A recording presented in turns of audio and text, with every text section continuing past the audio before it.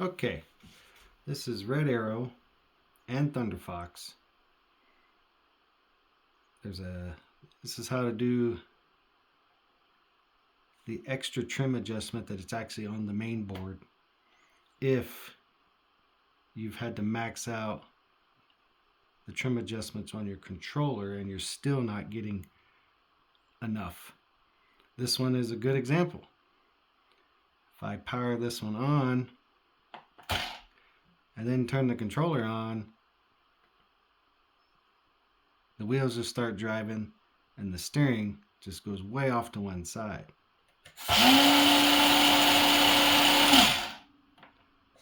So for me to fix that with just the controller, I have to pretty much max these two out.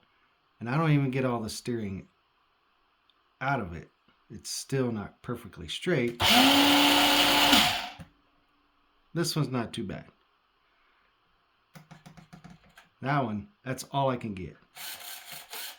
So it's still way to the right. I've had these totally maxed out. This one isn't as bad.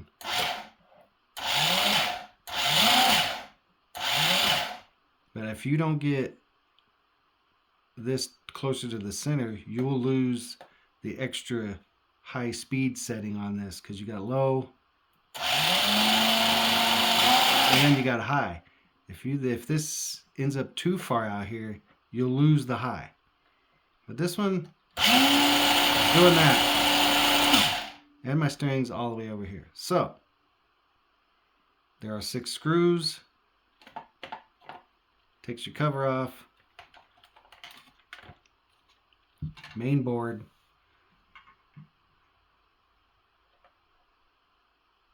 There's a trim adjustment here and one here. This one's easy. This is the throttle.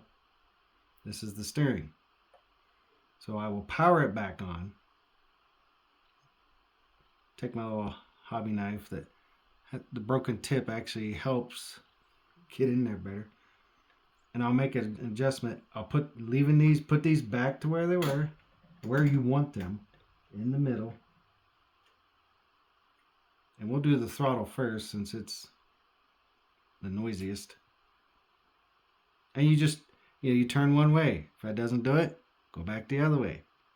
And on these particular ones, I get them to favor to where it's forward and back it off and to adjust stops and maybe a little more. I try to keep it on the forward side because I don't want to lose that extra boost that it gets on this throttle.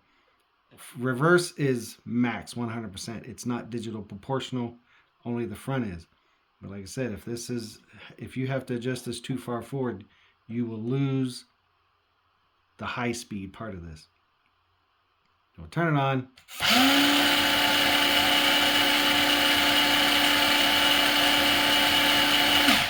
Okay, there it's off. I'm going to go until it goes forward and then back it off a little bit.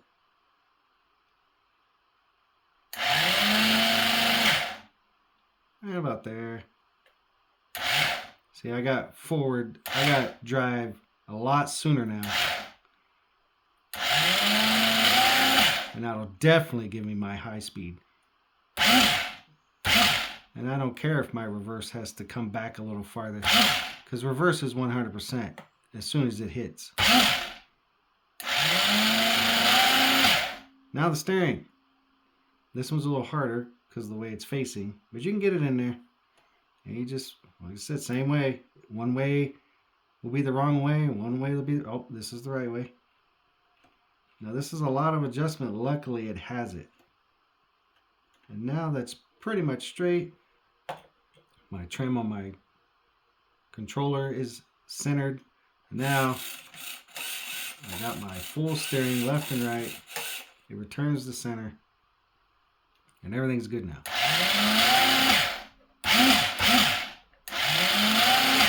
Now, this only applies Thunder Fox and Red Arrow. Most of the other Radio Shack stuff that is Nico based actually has this plus the same ones in here. And a lot of times I've had on some where I've had to max, usually the steering, max the steering adjustment out and still get into the controller and adjust it just to get this at a reasonable setting. These do not have the trim adjustment on the board in here. So you got to hope you can get it all with this. In this case, we did.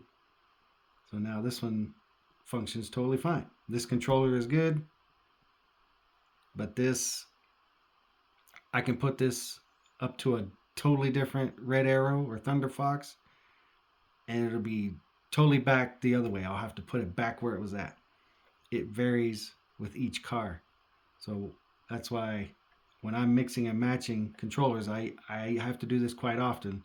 And then that controller stays with the car after that point, because I could put it to another car and now it'll be going reverse full speed and turning to the right instead. So that's how you do this adjustment. We see this a lot, and people think there's something wrong with the car. And for some reason, even though it would be the original controller to the car, over time, for some reason, this adjustment gets way out of whack. So that's how you do it. It's pretty easy to do, obviously. And then now this thing works 100% as it should. So there you go. That's it.